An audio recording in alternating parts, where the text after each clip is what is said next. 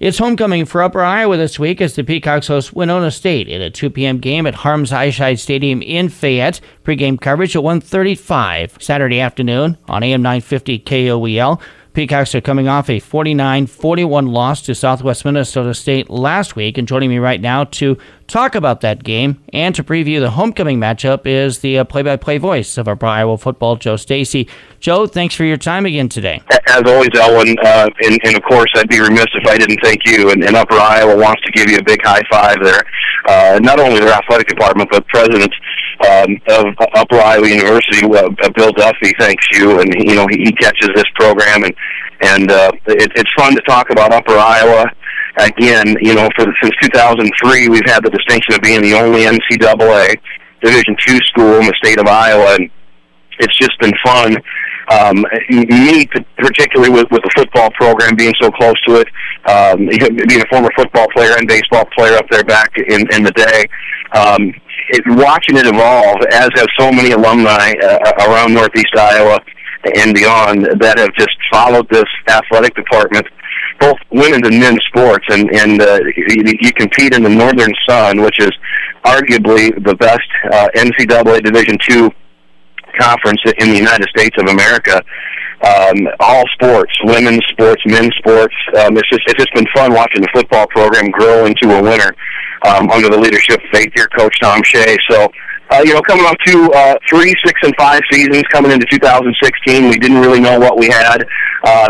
Depth has been an issue. Turnovers have been the story in our season thus far, and it's the reason why we're 1-4. There's no question about it. But my point is, Upper Iowa not only has the distinction of being the only NCAA Division II school in the state, but now, and for the past 3 or 4 years in all sports, they look like it, act like it, compete like it, and it's amazing. You walk around that Upper Iowa campus, and it's night and day, the type of student athlete that's on campus. So just real proud to be associated with Upper Iowa, and so grateful to have a few moments with you. I mentioned the Peacocks are coming off that 49-41 loss last Saturday at Southwest Minnesota State.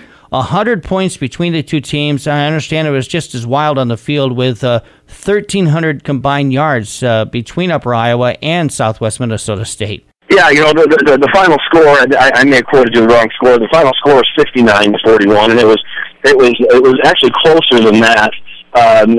Southwest Minnesota State, basically Carrington, who was forced into duty, a redshirt freshman, ran for over 184 yards, and he ripped off a 56-yard touchdown run with a minute left to go to make that score 59-41. Southwest Minnesota State is known throughout the NSIC. Coming off an 8-3 season, they just have a lot of offensive weapons. They are coached by Corey Sauter, former NFL quarterback, and from Huntington, Hutchinson, Minnesota. He has a very unorthodox way of running his offense, and flea flickers, Statue of Liberty, end around, halfback option passes. So he just they only possess the ball about 23 to 24 minutes a ball game. They score in big chunks. Sometimes their drive summary are 2 plays, 76 yards, capped off by a 55-yard touchdown pass.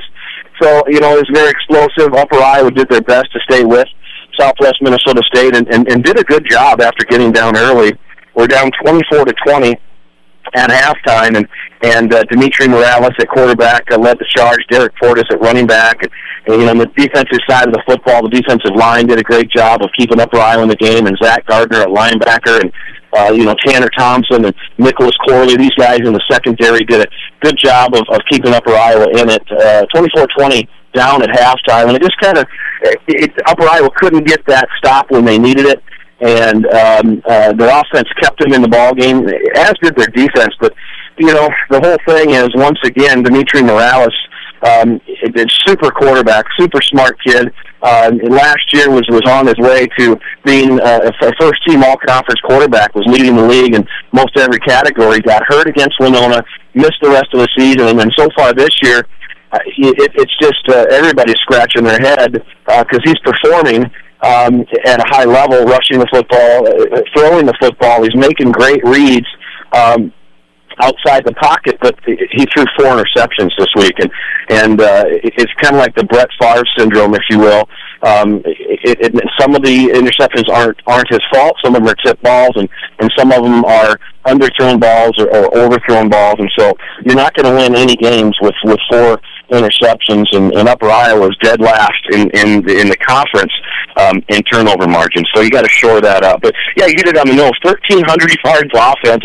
Upper Iowa had 592, and Southwest Minnesota State had 715. So. And as you might know, I had to call that game by myself, so I was one tired hombre after that thing. Well, a chance now to look ahead to this week's contest, and I know Upper Iowa was entering the contest against Winona State at 1-4. They picked up their first victory against the Warriors last year. There's always a lot of excitement, though, as you know, surrounding the homecoming game. What are the chances for Upper Iowa to get a win this week? You know, once again, it sounds like a broken record, but it's so true. If Upper Iowa protects the football against any of these teams in the NSIC, and again, you're talking about a Winona State team who just beat Minnesota State, the Mavericks, formerly Mankato State. Minnesota State, as you know, and some of our listeners know, have been ranked number 1 very recently, and have always been in the top 20. You know, as long as I can remember. Winona State beat them 2 years in a row now with a last-second field goal. So it's what you have to do is you have to protect football. It's real simple. And this Winona State team gives up only 14 points, so you have to execute with a fine-tooth comb on offense, and again, picking up 5 yards, 4 or 5 yards on first downs is very crucial. You don't want to get in third and long situations, and if you do a punting is not bad, as you know in football. But you know, if you punt the football, make sure that you're around the 35, 40, even midfield, so you can kind of flip the field and keep Winona State deep in their own territory. Their offense is very high-powered. Our offense can do the same. Derek Portis had another great night for Upper Iowa running the football. He had Derek Portis, I'm looking at my numbers, had 144 yards, 20 carries, and 1 touchdown. And, you know, he's been tremendous for us. Ryan Parmley in the backfield, the Thunder and Lightning in that Upper Iowa backfield. They're a terrific combination, and, you know, we take care of the football. You know, if we can somehow hold Jack Nelson, the all-time leading passer for Winona State, soon to be in the top 10 all-time in NCAA Division II history, we can keep him down, you know, get in his face, put some pressure on him, come up with a couple turnovers of our own, and if, God forbid, if we would ever come out of a football game with no turnovers, I love our chances. You mentioned Jack Nelson. Tell me about how strong of a quarterback he is. Obviously, being the all-time leading passer in Winona State history, it really starts with containing him to control that high-powered offense, doesn't it? Yeah, that's right. You know, they have a little scat back by the name of Paul Preston. He's number 34, and I called his games. I've seen film on him this year, and he goes 5'3". He's like a mighty mouse. You can't see him, and you know, he's their all everything. He returns kicks. He runs the football. He catches passes out of the backfield.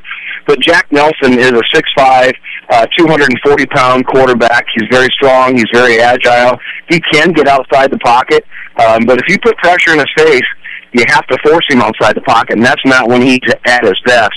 If they protect the middle and keep him comfortable, it's going to be a long afternoon for Upper Iowa. Who, you know, I'm not going to divulge what the injury report is, but you know, Upper Iowa's problem, you know, on the defensive and offensive side of the ball, barring the defensive line, has been a little bit lacking in depth, and so you know. We'll have to see who's healthy for this game and who's not, and that's no excuse. But you know, I know last week we burned a couple of red shirts on defense, and I think some of those guys are going to have to stay in the ball game. But Jack Nelson is he's a true pocket quarterback. He's one of these guys that you may, kind of like Cole Jaskey for Upper Iowa. You saw him on the NFL show Undrafted. Jack Nelson's going to get a look, and you know, he's right there in Mankato, Minnesota, where the Vikings hold their training camp, and they've already expressed interest in him coming up and giving it his best to make NFL roster. Homecoming this weekend for Upper Iowa. It's a weekend where normally the population of Fayette swells sometimes by 3 or 4 times the size of the town. What are some of the other activities in addition to football taking place this weekend? Well put, Elwin. I'm glad you brought that up. It's a blast. I got started. I grew up in Elwin there and went to Upper Iowa from 88 to 91. I don't know how in the heck I graduated, but I did. I guess persistence and determination. But even back in those days when we were NCAA Division III, the city of the town of Fayette turned into a small city, and it's a lot of fun. There's anywhere you go in Fayette, no matter what time of day, morning, night it is, there's 5,000-6,000 people running around just having a ball and giving each other high fives and hugs, and it's a close knit community.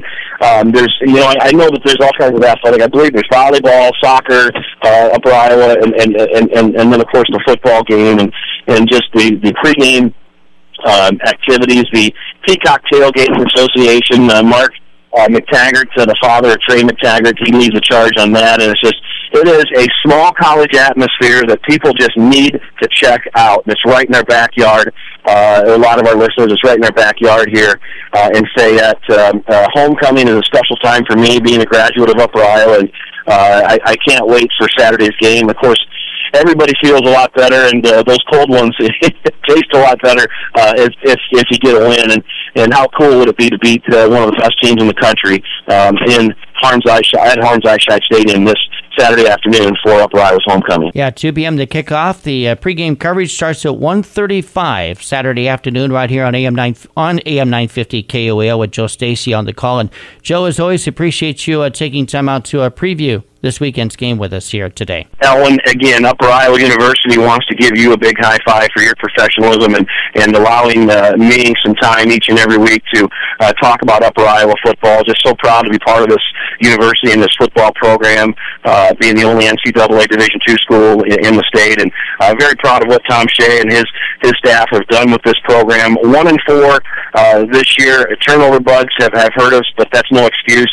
I look to get back on track against the national power this weekend against Winona State homecoming. Going to be a blast. Thank you so very much.